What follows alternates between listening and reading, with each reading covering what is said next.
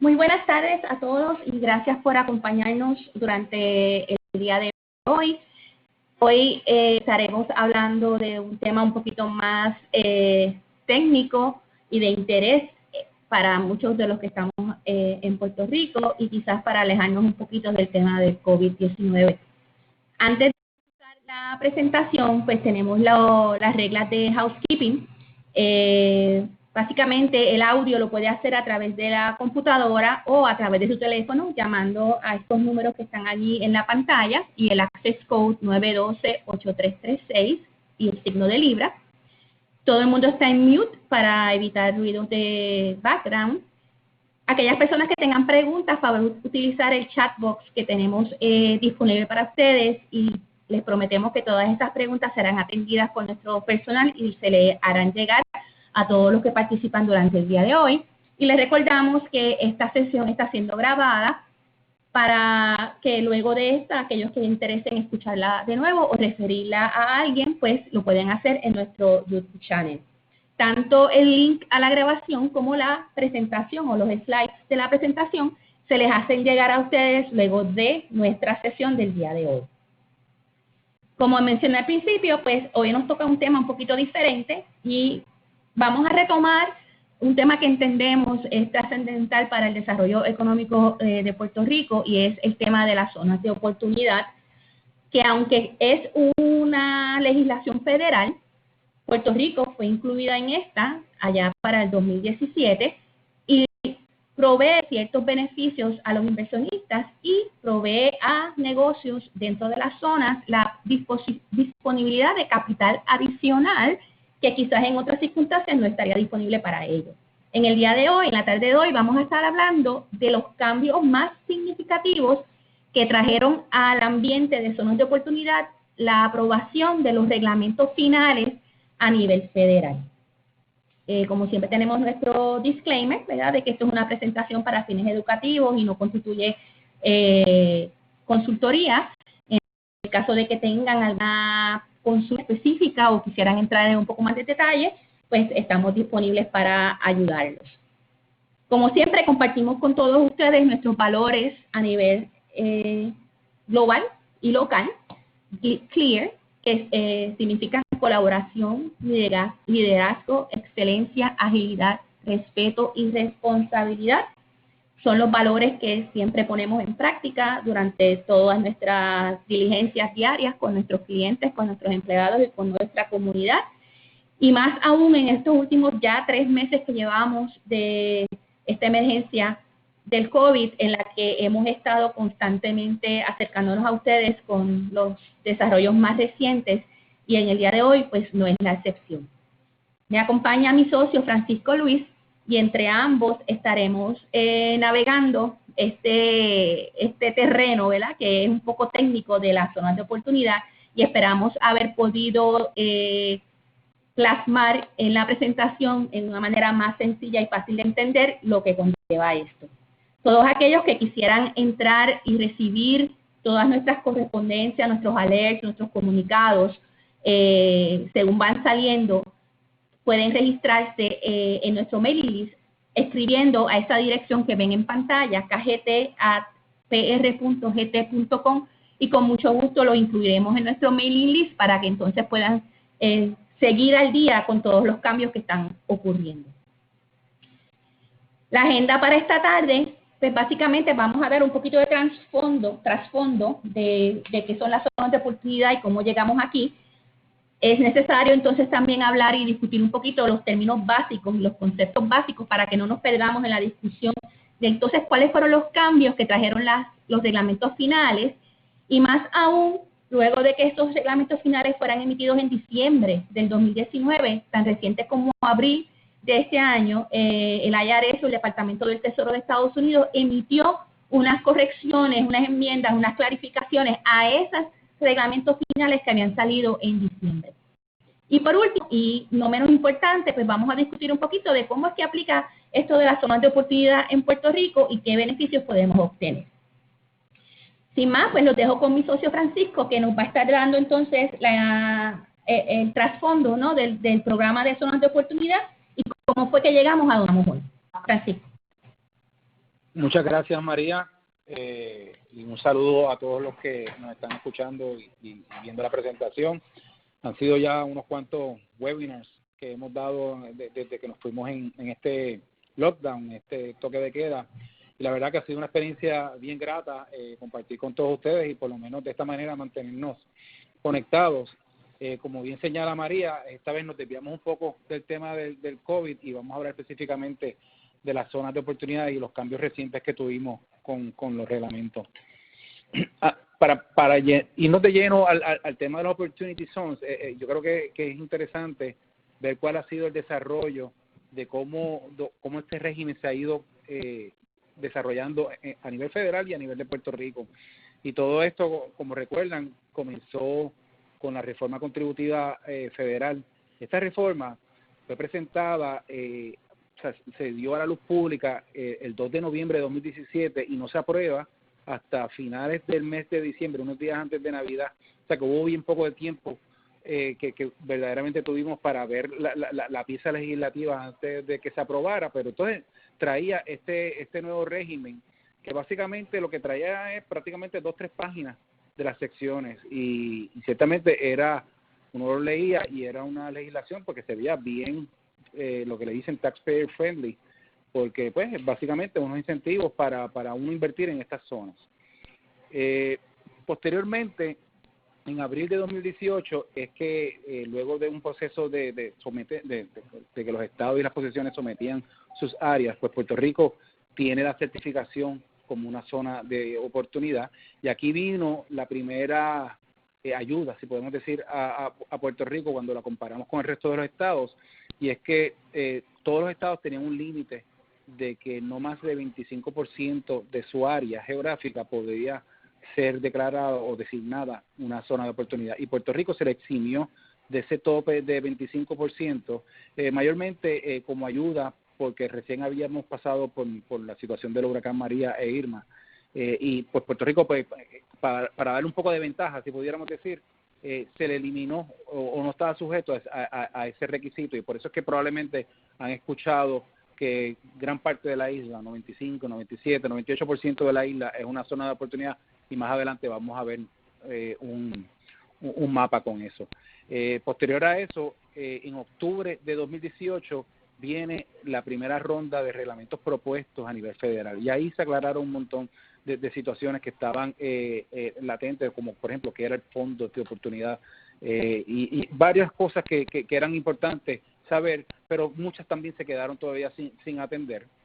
Puerto Rico somete para la legislatura una pieza para adoptar un régimen de zonas de oportunidad posterior a que sale el reglamento a nivel federal. Esto lo hace en el mes de noviembre, pero no se aprueba esta ley hasta más adelante, como vamos a ver, pero era bien importante que Puerto Rico adoptara una legislación local también que atemperara los incentivos a nivel federal, porque si no, esa ventaja que nos dio la legislación federal quedaba inoperante si Puerto Rico no adoptaba un régimen de igual forma.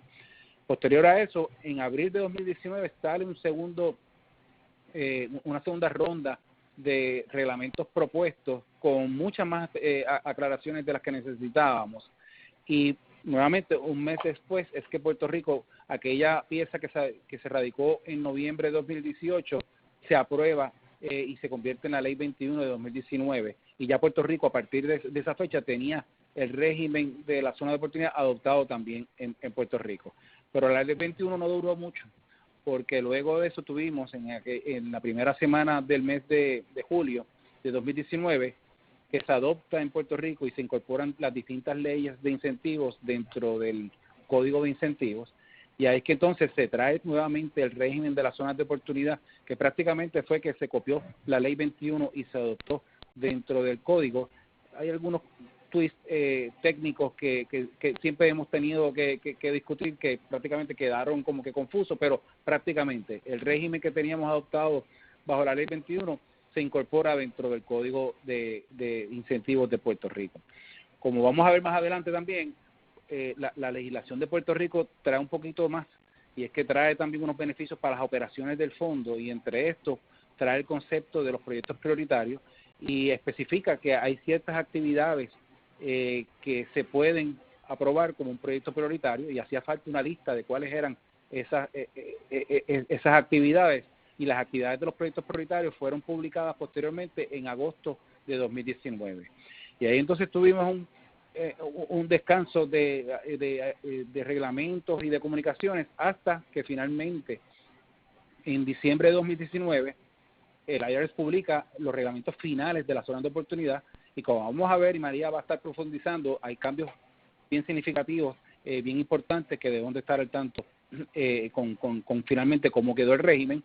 Y cuando estábamos dentro de la pandemia, ahora en abril de 2020, nuevamente el IRS aclaró alguna serie de conceptos que era importante que se corrigieran y que se aclararan, y eso salió en abril de 2020 y también lo vamos a estar cubriendo hoy.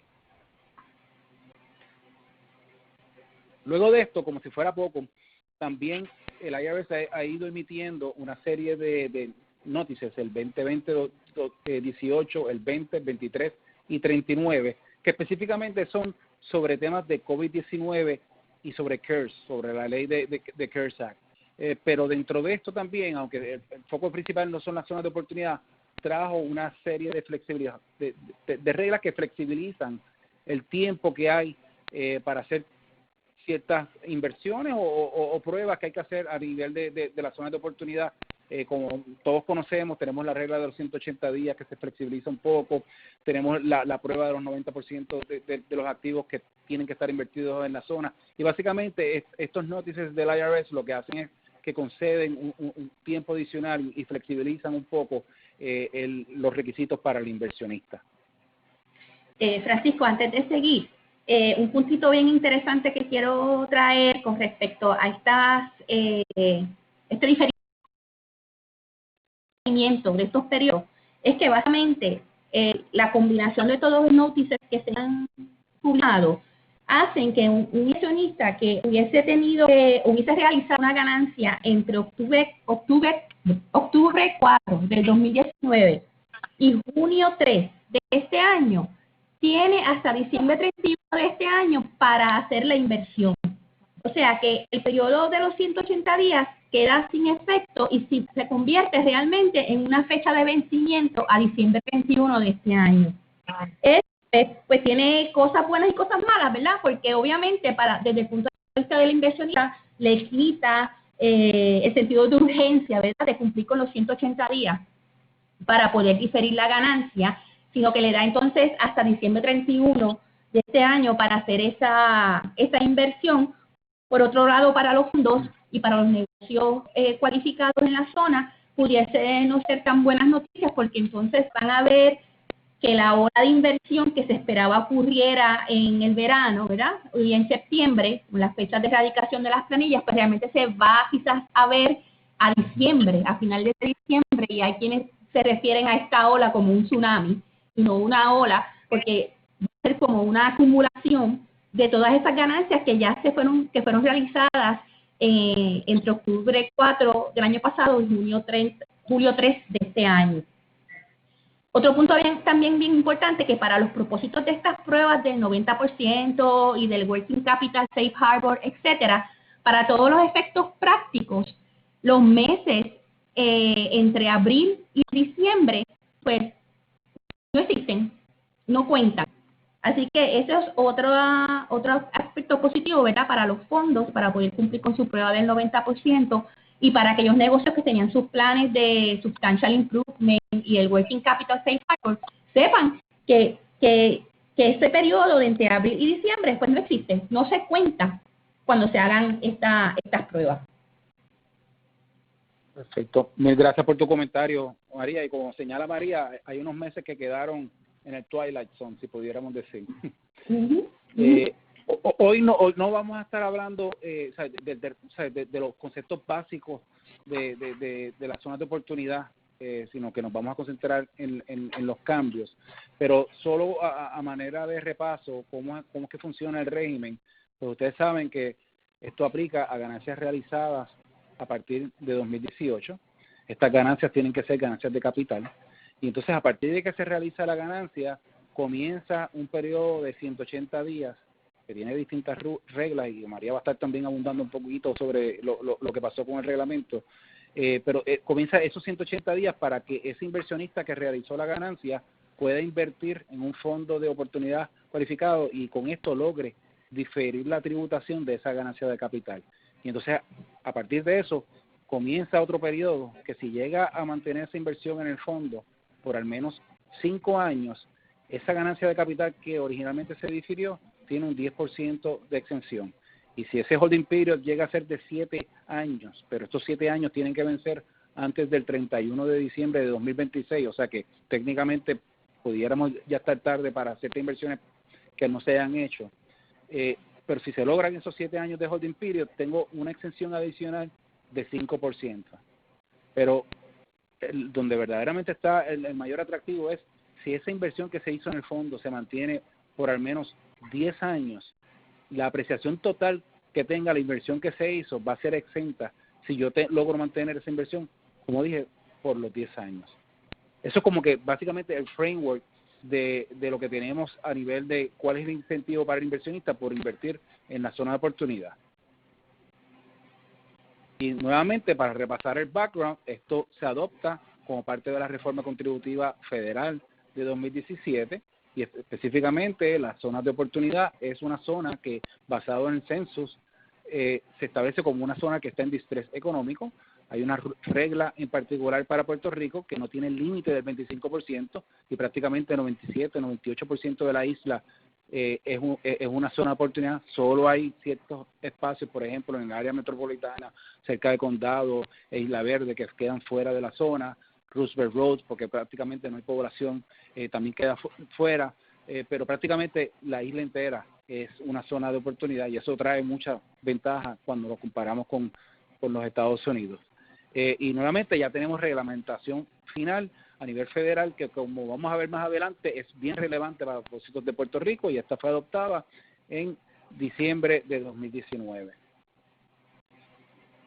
Este slide básicamente resume o tiene los tópicos de los cambios más importantes que tenemos como parte de los reglamentos que se adoptaron a nivel federal. Muchos de ellos son bien favorables para propósitos de los contribuyentes. Yo no quiero entrar de lleno en esto porque esto básicamente es lo que María va a estar cubriendo, pero hay algunos conceptos, por ejemplo, aquellos que conocen las ganancias, los 1231 gains, pues antes teníamos la regla de que había que netear, ahora no hay que netear. Hay ciertas reglas también en específico con la propiedad, si estaba vacante o no, qué tiempo tiene que estar vacante para que se considere que cuando se hace la inversión ahora es un original use o no. Todo eso es bien interesante, pero María lo va a estar cubriendo y es parte de lo que tenemos que tener en mente para ahora poder sacarle el máximo al régimen. Y antes de pasarle el micrófono a María, como parte del repaso nuevamente, quiero ir por encima de unos conceptos. La zona de oportunidad, esto como mencionamos, es una zona de distrés económico que ha sido designada como tal y ha sido certificada por el secretario del Tesoro de los Estados Unidos. Esa es la persona que, pues es la autoridad que certifica o no una zona como zona de oportunidad, y una vez certificada, esa certificación, aunque mejore económicamente el área, se mantiene válida hasta el 31 de diciembre de 2026. El fondo, aunque se oye un concepto técnico y sofisticado, el Fondo de Oportunidad Cualificado no es otra cosa que una corporación, un S-Corp, o en Puerto Rico un L-Corp, o una sociedad que recibe ganancias de capital y que estas se invierten dentro de los 180 días. El Qualified Opportunity Zone Property es que el negocio se tiene que llevar a cabo dentro de la zona, a través, bien sea por el fondo o por la propiedad que adquiere el fondo. Y nuevamente el fondo tiene que llevar a cabo la actividad directamente del fondo, o si invierte debajo en una subsidiaria que pueda ser otra corporación, otra sociedad. Eso tiene también unas connotaciones en cuanto a los requisitos de inversión que también es importante que tengamos en mente. Sin más preámbulo, los dejo con María para que entonces vayamos en detalle con cada uno de los cambios. Gracias, Francisco. Y así que entonces nos adentramos en cuáles fueron estos cambios que nos trajeron estos reglamentos finales, que aclararon muchas de las dudas que los reglamentos propuestos habían traído. Como mencionábamos, en esta sesión de hoy no vamos a entrar en los detalles de cómo funciona el programa, cuáles son las ganancias, etcétera, sino vamos a hablar de estos cambios en específico. Aquellos de ustedes que necesiten información de los conceptos básicos y de cómo funciona el programa, con mucho gusto nos escriben y le podemos hacer llegar más información al respecto, inclusive webcasts anteriores que hemos dado sobre el tema. Uno de los primeros cambios que vemos en estos reglamentos finales, y como menciona Francisco, en la mayoría de los casos estos cambios son favorables a los contribuyentes y a los inversionistas, es con relación a las famosas ganancias 1231. Y para empezar, ¿qué son las 1231? Las 1231, en Puerto Rico también tenemos equivalente, y son ganancias que se generan en la venta de activos que se deprecian, que se usan en el negocio, que por ley se les da un tratamiento especial de ganancia de capital. Los reglamentos propuestos en su origen habían indicado que como las ganancias se offset, ¿verdad?, se netean con pérdidas de este mismo carácter, solamente al final del año es que un contribuyente puede determinar su ganancia neta o pérdida neta. Y por eso habían establecido que en el caso de este tipo de ganancias, que se trata como ganancia de capital y por tanto cualificaba para esta inversión, había que esperar el fin de año para poder empezar a contar el término de los 180 días. Los reglamentos finales concluyen que no hay que esperar a final de año para hacer el netting de las ganancias y las pérdidas, sino que si un individuo o un inversionista realiza alguna de estas ganancias durante el año, puede entonces escoger comenzar su periodo de 180 días tan temprano como cuando se realiza esa ganancia y no tener que esperar al fin de año para entonces saber si tiene una ganancia neta o no. ¿Qué efecto tiene esto? Pues obviamente aumenta la cantidad de ganancia que pudiese este inversionista diferir al no tener que netear esas ganancias con alguna pérdida de la misma naturaleza que haya realizado durante el año. Así que esto es uno de los cambios bastante favorables para los inversionistas.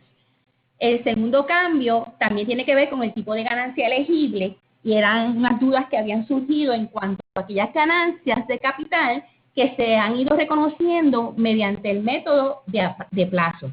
Ustedes saben que si el contribuyente elige reconocer una ganancia en el método a plazos, la ganancia se va reconociendo no cuando ocurre la venta, sino cuando se van recibiendo los pagos o los plazos del precio de venta.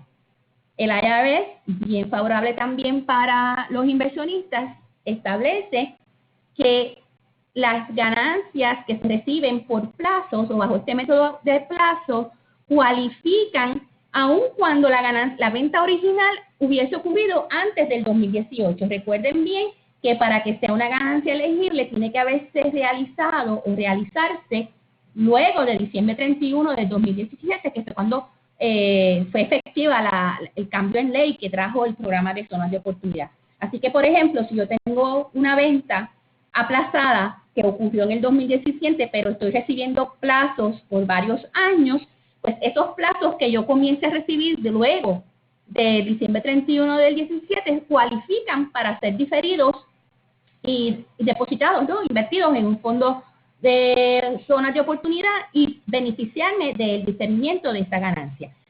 El reglamento lo deja a opción del contribuyente, del inversionista, el establecer periodo de 180 días diferente para cada uno de los pagos o un solo periodo de 180 días para todos los pagos.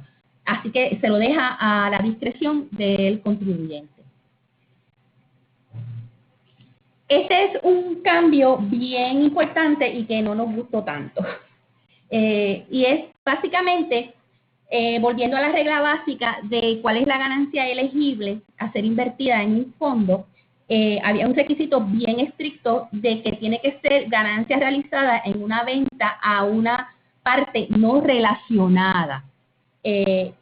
Y obviamente en el momento de estar haciendo las estructuras de estos fondos y ver cómo los negocios que estaban en el pipeline, ¿verdad?, pudiesen entrar en el ambiente de las zonas de oportunidad, pues se pensaba de que si había un activo ese activo se le pudiera vender a un fondo o a un Qualified Unified Business, que la persona no fuese relacionada al fondo o al negocio en los thresholds del 20%, pero que sí pudiese entrar como algún tipo de inversionista y continuar con su negocio. Los reglamentos nos dicen que no. Los reglamentos nos dicen que la venta de un activo a un fondo, que luego ese dinero de la venta se invierte en fondo, pues no se va a considerar como una ganancia elegible. Tampoco la venta de un activo a un negocio de zona, un negocio elegible, que se toman esos proceeds de la venta y los invierto en un fondo que es el dueño del negocio, que luego va a volver a contribuir ese dinero al fondo. Suena un poquito complicado, pero para eso hicimos estos muñequitos, ¿verdad? Estos dibujos donde básicamente se ve el efecto circular del dinero y por esto es que la IRS indica que a fin de cuentas lo que ha ocurrido ha sido una contribución de propiedad al negocio o al fondo, por lo cual la ganancia no es una ganancia elegible para el diferimiento. En el primer ejemplo tenemos a un individuo que le vende los activos a un fondo. El individuo recibe el cash, el efectivo, por la venta y se vuelve e invierte el dinero en el fondo. Cuando hablábamos de esto, antes de los reglamentos finales, pensábamos que siempre y cuando el individuo no tuviese más de 20% de interés, pues pudiese ser una transacción bona fide y aceptable dentro del ambiente de las zonas. El IRS aquí en los reglamentos dio una indicación de que aun cuando fuese menos de 20%, no le gustaba y no las iba a aceptar, y ahorita vamos a ver en las clarificaciones más adelante que se emitieron en abril, lo confirman que no importa el porciento de interés que tenga ese individuo en el fondo, no se va a aceptar este tipo de transacción como ganancia elegible.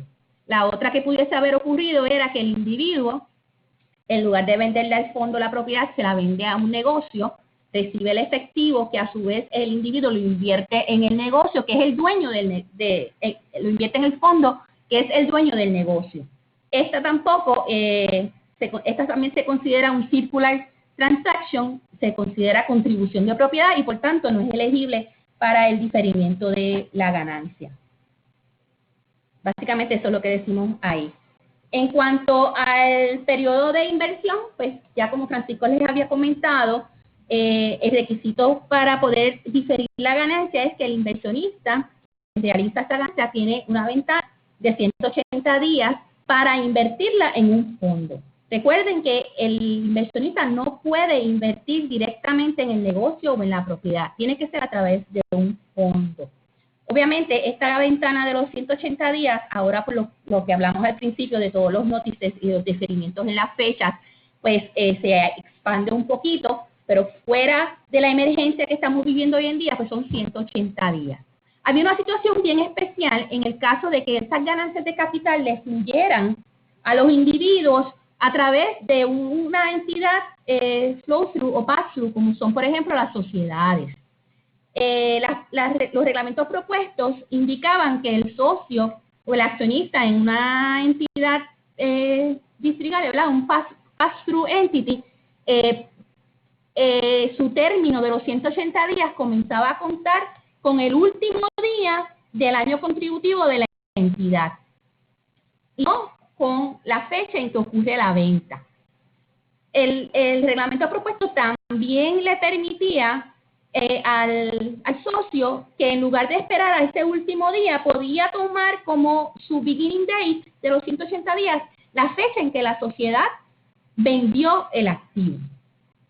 Sin embargo, esto pues trajo un montón de comentarios, y en los reglamentos finales, en lugar de indicar que la fecha comienza a correr, o sea que los 180 días empiezan a contar en el último día del año contributivo de la entidad, los 180 días van a comenzar a contar en la fecha que vence la planilla de la entidad antes de pedir prórroga.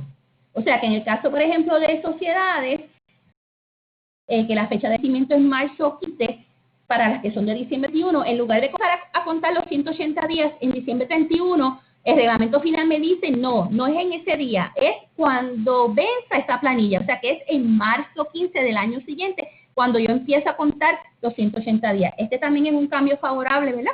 Para los inversionistas que ven que tienen entonces un poquito más de tiempo para determinar dónde van a hacer la inversión. Siguen teniendo la opción de empezar a contar los 180 días con la fecha que ocurrió la venta, o sea, la fecha con que se realizó la ganancia. Tienen entonces esas dos alternativas. También los reglamentos propuestos indicaban que en el caso de que había una venta total del interés en un fondo porque hubo que liquidar el fondo o porque tuve que venderlo, etcétera, si era la venta total de esa inversión, el inversionista podía volver a invertir esos proceeds en otro fondo dentro de 180 días y no ocasionaba el reconocimiento de la ganancia, sino que la ganancia podía continuar estando diferida, no era un triggering event, como llaman. El reglamento final indica que eso es bueno no solo para la venta del interés completo, sino para ventas parciales del interés en un fondo, siempre y cuando se inviertan los proceeds, o sea, lo que se recibe en la venta en otro fondo o en el mismo fondo dentro de 180 días. O sea que no se va a ocasionar el evento tributable antes de que entonces llegue pues los 7 años o los 10 años, siempre y cuando se haga la inversión dentro de los 180 días. Este también es un punto que parece sencillo, pero siempre trajo mucha confusión porque la ley no era muy clara o no explicaba lo que ocurría. Y básicamente los reglamentos finales indican que la ganancia elegible que se difiere y se invierte en estos fondos va a mantener su mismo carácter que cuando se generó. Entiéndase, si yo, por ejemplo, cuando generé la ganancia, era una ganancia de capital a largo plazo, cuando llegue el momento de reconocer esa ganancia, ya sea a los años 5, al año 7, al año 10, o cuando haya un inclusion event, esa ganancia va a seguir siendo ganancia de capital a largo plazo. Si era ganancia de capital a corto plazo, aunque hayan pasado más años, va a seguir siendo ganancia de capital a corto plazo. Es importante, indican y confirman que la tasa contributiva que le va a aplicar a esa ganancia de capital al momento del reconocimiento, que no puede ser más tarde del 2026, porque esta es la fecha estatutaria obligatoria de reconocimiento de ganancia, va a ser la tasa que aplique en ese año, no la tasa que aplicaba cuando se generó la ganancia. Así que esto pues es un poquito, le suma un poquito de riesgo, ¿verdad? Los análisis de inversión, porque obviamente no sabemos qué va a pasar con esa tasa de ganancia de capital, si va a bajar de aquí al 2026. Pero los reglamentos finales fueron bien claros al establecer que es la tasa que esté vigente al momento del reconocimiento de la ganancia. Y hablando de eventos de inclusión, los reglamentos propuestos proveían, y también los finales, una lista inmensa de eventos que pueden ocurrir que hagan que la ganancia haya que reconocerla antes de que se cumplan los términos, ¿verdad?, de inversión que habíamos explicado al principio. Y usualmente ocurre que cuando hay una transacción donde el inversionista cede o pierde control de la inversión, básicamente es lo que llaman un inclusion event. El inversionista tiene que reconocer la ganancia porque rompió, ¿verdad?, el tiempo, el time span de la inversión al ceder parte de su control. Esto puede ocurrir porque regala la inversión, se la regala a alguien, porque hay una transacción o un merger o una adquisición donde pierde el control, un sinnúmero, ¿verdad?, de eventos que pueden hacer que la ganancia ya no pueda ser diferida y haya que reconocerla. Y entonces en los reglamentos finales explican que la ganancia tiene que ser reconocida cuando primero se reduce el interés en el fondo, ¿verdad? Porque ya no es, si entré con un interés de cierta cantidad y después la reduzco porque me redimen o de algún tipo vendo partes, pues hay que reconocerla. Cuando recibo propiedad en exceso de mi base de parte del fondo, cuando le doy, llaman el write-off, ¿verdad? Reclamo que la inversión no tiene valor, porque, por ejemplo, el negocio no se dio, el fondo se fue a bancarrota, etcétera. Eso, aun cuando a lo mejor no recibo nada, ¿verdad? Ya habría que entrar en unos cómputos de la pérdida y la ganancia, es lo que se llama un inclusion event. Ya habría que entonces reconocer la ganancia y también cuando el fondo se descualifica. Acuérdense que el fondo tiene que cumplir con unas pruebas todos los años, mayormente el de mantener el 90% de sus activos en entidad cualificada.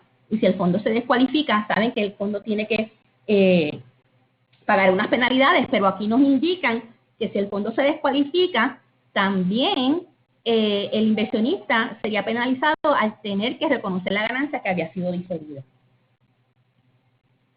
En términos de el uso original de la propiedad, uno de los requisitos que tienen los activos, ¿verdad?, que se utilizan en la zona para que cualifiquen para la inversión, tienen que ser que el uso original de la propiedad comienza después de diciembre 31 del 2017 con la compra de esa propiedad.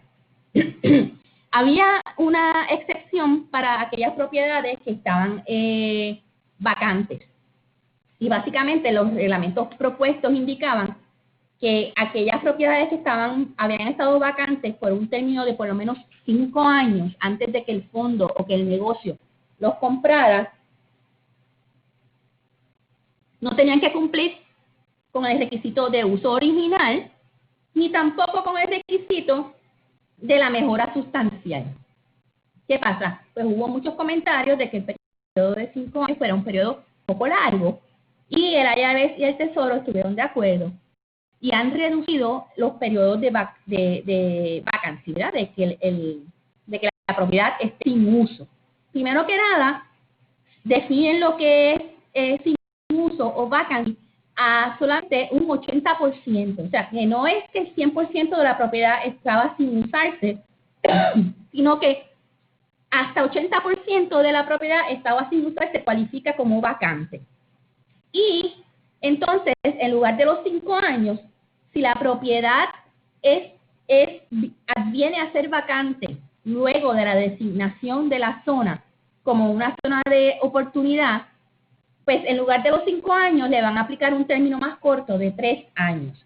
Sin embargo, y para dar estímulo a que esas propiedades que ya estaban vacantes antes de la designación de la zona, si la propiedad había estado vacante un año antes de que la zona fue designada como zona de oportunidad, esta solamente tiene que cumplir con un año. O sea, que si la propiedad estaba vacante cuando la zona fue nombrada zona de oportunidad, el término de vacancia es solo un año. Y esto lo que trata de promover es que esos edificios y esas propiedades que estaban sin uso antes de que la zona fuese designada, pues haya un estímulo mayor para mejorarla.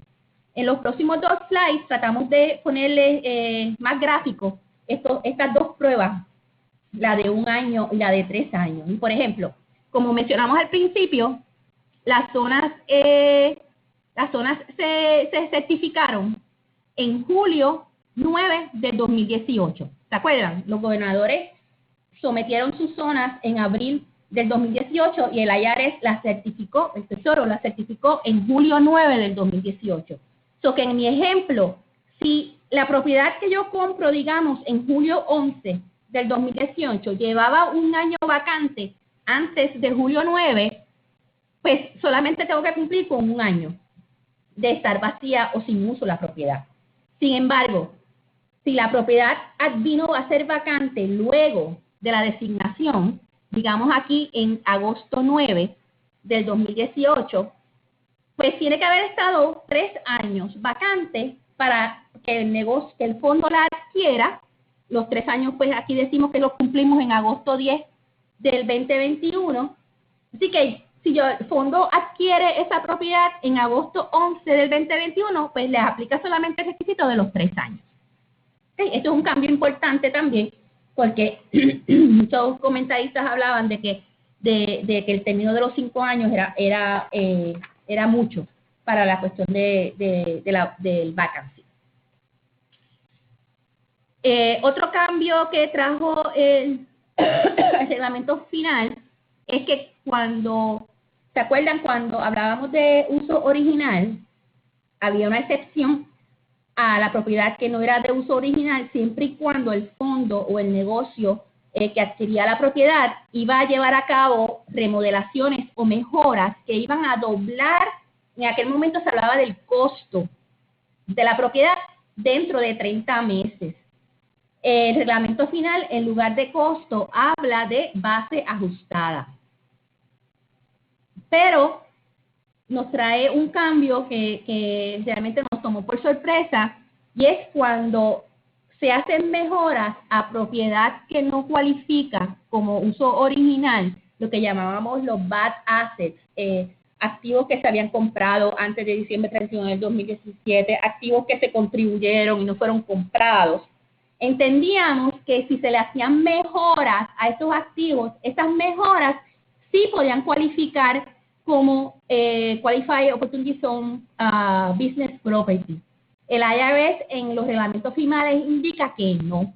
Indica que mejoras que se hagan a bad assets, a activos que no cualifican como original use assets o substantial improvement assets, no van a cualificar como Qualified Opportunity Zone Business Property y por tanto no cualificarían para la prueba del 90% de los activos que tienen que hacer el fondo, tampoco al 70% de los activos que tienen que hacer los negocios. Un cambio favorable que nos traen estos reglamentos, y hablando de las mejoras, nos indican que si como parte de las mejoras que se estaban haciendo a una propiedad para cumplir el requisito de uso original dentro de los 30 meses que requieren los reglamentos, nos permiten hacer un sumar o hacer un aggregation, ¿verdad?, de los costos de estos activos que se están comprando para llegar a la prueba de doblarle la base ajustada de la propiedad que estamos mejorando. Esto, por ejemplo, se veía bien claro, por ejemplo, en un restaurante, si estábamos haciéndole mejoras al restaurante, los reglamentos propuestos, como estaban, requerían que el improvement o la mejora fuese activo por activo. Y ahí pues lo llevábamos bien granular, hablando de que había que mejorar cada silla, cada mesa, cada counter, etc. Eso pues realmente lo hacía un poco difícil el que se pudiera hacer. Y los reglamentos finales entonces permiten el hacer un agregado, el sumar los activos que se han adquirido para contar hacia ese doblaje, ¿verdad? Esa duplicación del costo o de la base ajustada de estos activos. Y lo podemos ver aquí con un ejemplo. Le decimos el ejemplo del hotel, porque los reglamentos finales pues hablan de un hotel. Y básicamente lo que dicen es que se compró un hotel que está dentro de una zona por 5 millones. De esos 5 millones, 4 era terreno y 4 fue el edificio y los muebles, etcétera, que estaban incluidos en el edificio. Durante el periodo de renovación de los 30 meses, el fondo gastó $1 millón en sábanas, matrices, muebles, 500,000 en equipo de ejercicio para el gimnasio, $1 millón en renovaciones al restaurante que está dentro del hotel y 1.5 a la estructura del hotel. El reglamento final nos indica que podemos sumar todas estas adquisiciones que se hicieron, que suman los 4 millones, que equiparan la base ajustada del hotel, ¿verdad? Que fueron los 4 millones que dijimos del precio de compra de 5, le dimos 4 al hotel y lo hicimos dentro de los 30 meses. Así que el dueño del fondo, ¿verdad?, o el negocio pueden sumar todos los activos y considerarlos como parte del substantial improvement de la propiedad. Ahora bien, la propiedad que se usa para contar y cumplir con el propósito de la mejora, ¿verdad?, no se puede usar como original use property para la prueba del 50% porque lo estamos usando entonces en 2 lugares a la vez. Esto es a elección entonces del negocio y del fondo que más le conviene. Pero se dejó la puerta abierta para hacer el agregado de los costos, que era uno de los issues mayores, especialmente cuando hablamos de negocios que estaban ya corriendo. Este es otro punto bien importante en cuanto a los negocios cualificados operando dentro de la zona. Y aquí les digo que en el slide hay que hacer una corrección, pero la estaremos haciendo antes de enviársela. El negocio tiene que cumplir con una serie de requisitos para hacer un Qualified Opportunity Zone Business. Y uno de esos es que el 50% de su ingreso bruto tiene que venir de la zona. ¿Qué pasa? Los reglamentos propuestos daban 4 alternativas de la manera en que el negocio podía cumplir con este requisito del 50%. Y era a base de las horas, a base de la nómina, a base de dónde se encontraba la propiedad, o una cuarta que no la ven ahí en el slide, que es la que tiene que ver con hechos y circunstancias que en general, y tomando en consideración todos los hechos, pues se entienda que el negocio genera 50% o más de su ingreso de la zona. Los reglamentos propuestos hacían referencia a de la zona. Y entraba la duda de que es en una sola zona o puede ser en varias zonas. Que esto es bien importante para nosotros aquí en Puerto Rico, por la ventaja que tenemos de que Puerto Rico en casi toda su extensión es considerada una zona, pero realmente no es que es una zona. En Puerto Rico hay 800 y pico zonas individuales. Siempre nos referimos a Puerto Rico como una zona de oportunidad, pero realmente son 800 y pico. Y entraba la duda de que si yo empezaba en una zona 1 y de momento me movía a la zona contigua 2, si podía cumplir con este requisito. Y los reglamentos finales claramente indican que no es within the zone, pero es within a zone. Por eso en el primero, donde dice within the QOC, realmente debe ser within a QOC, como lo dice en la segunda y en la tercera. O sea que, por ejemplo, aquí en Puerto Rico no corremos el riesgo de que el negocio se me vaya a descualificar por empezar a hacer negocio en varias zonas, siempre y cuando estén designadas como zonas de oportunidad. Y que ese es un cambio bien, bien importante. El otro cambio importante, y es que el otro requisito que tienen los negocios para ser negocios cualificados es que no pueden tener más 5% o más de sus activos en lo que se llama Non-Qualified Financial Property. ¿Qué es esto? Pues, propiedad financiera, por ejemplo, deuda, acciones, intereses en otras sociedades o activos de naturaleza similar. ¿Qué es esto? El negocio no puede coger los fondos que recibe para que invierten en él para invertir en otras cosas que no sea su negocio. Por tanto, lo limitan a un 5%. Hay una excepción bien importante a esta regla del 5% y es la regla de mantener una cantidad razonable de capital de trabajo.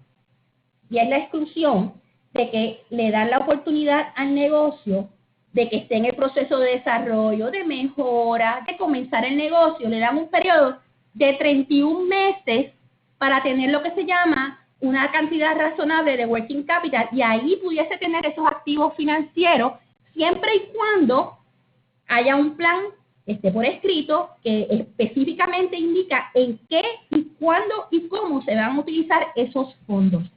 Y más aún, que haya una consistencia entre la realidad, cómo se utilizaron los fondos y el plan.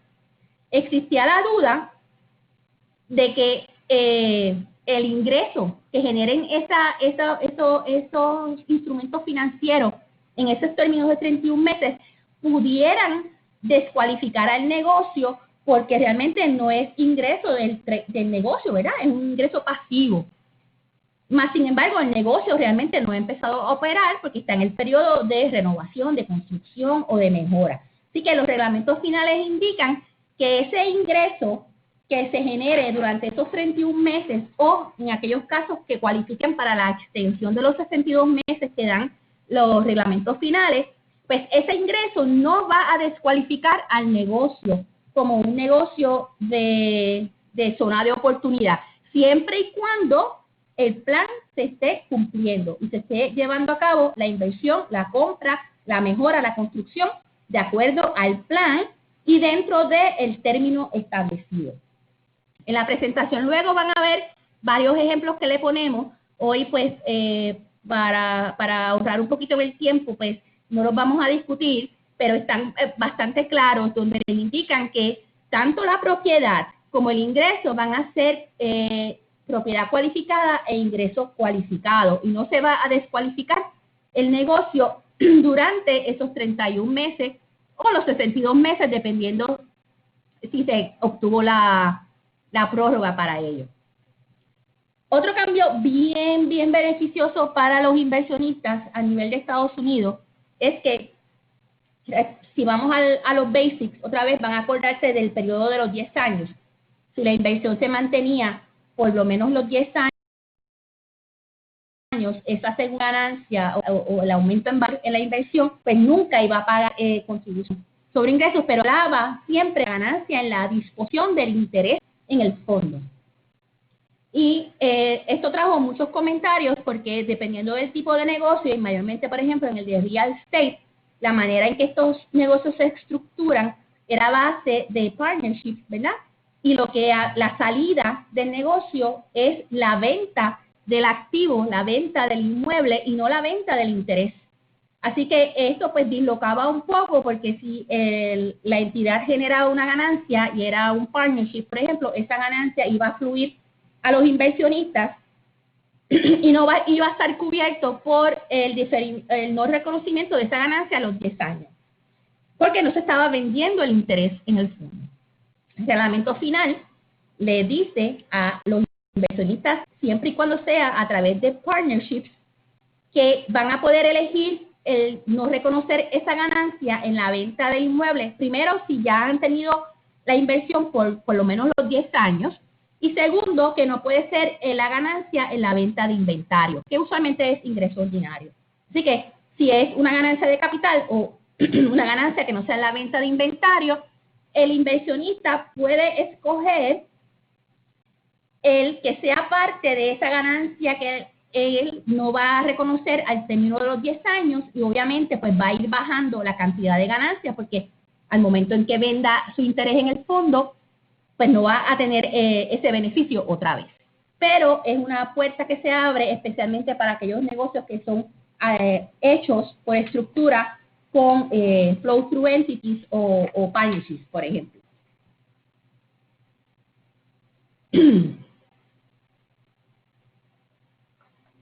Aquí, pues, cubrimos lo que son los cambios más importantes que trajeron los reglamentos finales. Les quería mencionar por encima, porque quiero que Francisco nos cubra la parte de los proyectos prioritarios y las zonas en Puerto Rico. En abril, el IRS emitió unas clarificaciones. En cuanto a las fechas de efectividad, muchos de los reglamentos finales son efectivos para transacciones que ocurran en el 2021. Pero los inversionistas pueden escoger aplicar o lo que estaba en el reglamento propuesto o lo que está en el reglamento final. No estaba claro si era un todo o nada. Estas aclaraciones indican que se puede escoger específicamente por transacción o por evento que quiero que me aplique, si lo que está en los propuestos reglamentos o si lo que está en el reglamento final. Así que es un pick and choose. Hay un requisito nuevo para los inversionistas, es la forma 8997. Importante esta forma, hay que llenarla y hay que incluir todas las inversiones que se tuvieron durante el año en fondos de oportunidad cualificados. El no incluir algún fondo o alguna inversión que se tuvo durante el año pudiese darse como que es un inclusion event y tributar la ganancia.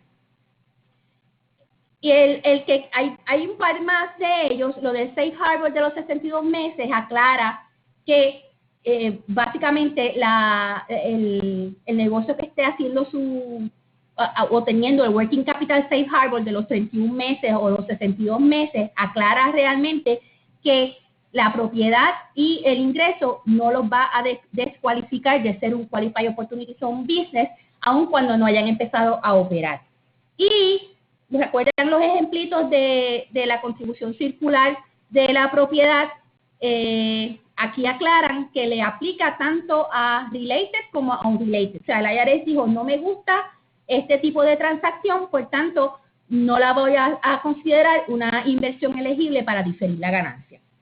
Estas enmiendas y estas clarificaciones realmente le pusieron el nombre de clarificación, pero realmente no son muy claras. La manera en que fueron publicadas es bastante confuso y complicado, porque no lo que hacen es referencia a los reglamentos anteriores para decir cuál es el cambio y no específicamente incluyen el cambio per se. Así que la manera en que los emitieron pues no fue la mejor manera ni la más clara, pero aquí les resumimos cuáles fueron esos cambios más sustanciales. Y ahora, esto ya le dije lo de los effective dates, le dije lo de las clarificaciones y le dije lo de los 62 meses. Vamos entonces a continuar con, déjame moverlo aquí, con las zonas en Puerto Rico y hablar un poquito de lo que son los proyectos prioritarios y cómo todo esto aplica aquí en Puerto Rico. Francisco. Muchas gracias, María. Como bien señala María, ahora vamos a cubrir específicamente cómo el régimen de zonas de oportunidad federal se combina con el de Puerto Rico y con los incentivos que tenemos en Puerto Rico y tratar de explicarles por qué verdaderamente cuando hablamos de zona de oportunidad no hay una mejor zona de oportunidad para un inversionista que Puerto Rico, pues, por varias razones. Número uno, no tenemos el límite que habíamos mencionado del 25%, o sea que no tenemos issues de si se hace una inversión, si está o no en la zona. Prácticamente cualquier inversión en Puerto Rico está dentro de la zona. Además de eso, para propósitos contributivos federales, somos una jurisdicción foránea, o sea que permite que si entras a esa operación con incentivos locales, pues el rendimiento es aún mucho menor, porque en Estados Unidos el Estado te puede dar incentivos, pero a nivel federal pues no hay un incentivo operacional para las actividades del fondo. O sea que Puerto Rico verdaderamente presenta un mejor atractivo para el inversionista. Y cuando hablamos en Puerto Rico de zonas de oportunidad, aquí tienen cuál es el marco de referencia de las fuentes de derecho que tenemos que tener pendientes. Número uno, hay que ver las secciones federales, las 1400, Z1 y Z2, porque prácticamente inclusive la legislación en Puerto Rico hace referencia a la legislación federal. No solo que siempre en Puerto Rico sabemos que la ley contributiva federal tiene peso en el análisis de Puerto Rico, sino que aquí por referencia se hace referencia también en nuestra ley a la legislación federal. Y por eso, pues los reglamentos, inclusive esto que se adoptó ahora recientemente, con todas las notificaciones del IRS, son también relevantes cuando estamos hablando de la zona de oportunidad en Puerto Rico. Como les habíamos mencionado, aun cuando tuvimos una ley transitoria, si lo podemos decir así, de cuando se adoptó el régimen en mayo de 2019 con la ley 21, ahora mismo la fuente de derecho en Puerto Rico está en el Código de Incentivos.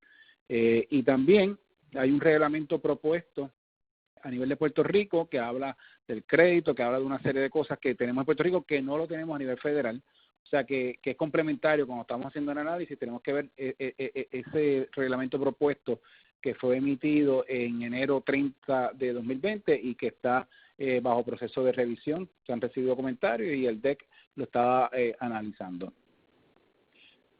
Cuando les mencionamos que prácticamente toda la isla es una zona de oportunidad y como aclaró María, no es que sea una sola zona, sino son 800 y pico de tractos, pero prácticamente este es el mapa, como ven, prácticamente toda la isla es una zona. Aquí tenemos un pedacito que no está dentro del régimen, que es Roosevelt Road, lo que le habíamos mencionado de Condado, Isla Verde. Hay ciertos espacios pequeños también, pero prácticamente toda la isla es una zona de oportunidad. Esto es una gran ventaja cuando nos comparamos con los estados en la nación. Y cuando se adoptó la ley local en Puerto Rico, específicamente se enmendó el Código de Rentas Internas para que tuviéramos los mismos incentivos para el inversionista que tenemos a nivel federal. Que si logra realizar la ganancia de capital y cumple con el término de los 180 días, tiene ese diferimiento en la tributación de esa ganancia de capital, y de igual forma, si mantiene esa inversión por 5 o por 7 años, todo esto antes del 31 de diciembre de 2026, pues lograría una exención de 10 o de 15%, dependiendo de cuánto la mantenga. Y también, si mantiene la inversión por 10 años, esa segunda inversión, la apreciación total tendría una exención completa en Puerto Rico, y esto lo hace paralelo a nivel federal, o sea que tenemos los mismos incentivos a nivel federal. Pero en Puerto Rico nos fuimos un poco más allá y adoptamos que si ese fondo, el fondo directamente o la inversión que haga el fondo, se va a llevar a cabo un negocio que cualifica como un proyecto prioritario, ese proyecto prioritario va a tener unos incentivos adicionales. Y si quieren, anoten que la tasa contributiva que va a generar ese fondo, ese proyecto prioritario, va a ser de un 18.5% versus el 33% o el 37,5% que aplica en Puerto Rico. Y ese 18.5% está estratégicamente puesto de esa manera para que sea por debajo del 21% que tienen las corporaciones en Estados Unidos. Por eso decimos, no puede haber una mejor actividad bajo una actividad de negocio que cualifique como proyecto prioritario para un fondo que Puerto Rico, porque tendría una tasa también operacional más baja. De igual forma, también tiene un crédito contributivo que arranca un 5% de lo que se adopta, de lo que se aporta, y puede llegar discrecionalmente hasta un 25%.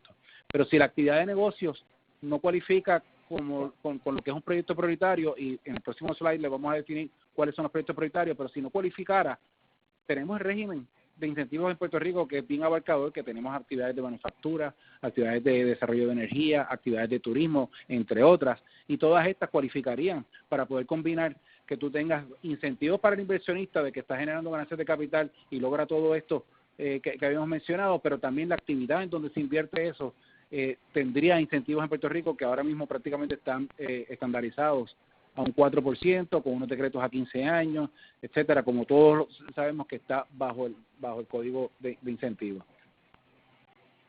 ¿Y cuáles son los proyectos prioritarios? Pues el comité que creó la ley de las zonas de oportunidad y luego el código de incentivos adoptó 4 actividades, primordialmente, todas estas relacionadas a la industria de real estate. Número 1, cuando tenemos el desarrollo, y cuando hablamos de desarrollo, conlleva también la adquisición y la construcción o la mejora sustancial de propiedad residencial que cualifica bajo la sección 42G del Código Federal, o sea, el llamado Low Housing Project. Si nos vamos a dedicar a una actividad de esa actividad operacional cualifica como un proyecto prioritario. También, si es un desarrollo de propiedad residencial o comercial para la venta o para la renta, no tiene que ser Low Housing, puede ser un proyecto de lujo. La actividad que se genere dentro de esa actividad de negocios cualificaría también como un proyecto prioritario. Si estamos en el campo de desarrollo de propiedad industrial, y esto es interesante, por ejemplo, cuando lo combinamos con manufactura y estamos, por ejemplo, adquiriendo una propiedad del DEC o de PRITCO que hay que mejorarla, pues esa actividad de mejorarla y todo también cualifica como un proyecto prioritario. O si básicamente estamos hablando de la mejora sustancial de una propiedad, bien sea para la venta o para la renta, esa actividad de mejora también cualifica como un proyecto prioritario, y ese proyecto prioritario, ese incentivo del 18,5% de income tax y del 5% del crédito contributivo va a estar fijado en un decreto por 15 años. O sea que este régimen es sumamente atractivo. Nos quedamos dentro de la hora que le habíamos prometido. Bien saben que no tenemos tiempo para atender las preguntas en vivo, pero en la medida que nos hayan hecho llegar las preguntas en el chat, como las habíamos señalado al principio, como es nuestra costumbre, vamos a contestar las preguntas. Posteriormente, durante el día de hoy, deben de estar recibiendo tanto un link a la presentación como el audio para que lo puedan reescuchar nuevamente, y posteriormente atenderemos cada una de las preguntas y las contestaremos. No nos queda otra cosa que darle las gracias por nuevamente estar con nosotros. María, si te quieres despedir. Gracias, Francisco, y gracias a todos por estar con nosotros en la tarde de hoy. No nos queremos despedir sin dejarles claro todos los canales por los cuales nos pueden contactar o recibir información importante. Si quieren recibir estos alerts en su email, Box lo pueden hacer a través de kgt@pr.gt.com o pueden bajar la aplicación que tenemos gratis para su iPhone, Android y iPad. Con eso, pues, otra vez no nos queda más que agradecer su presencia esta tarde y nos vemos en la próxima. Gracias.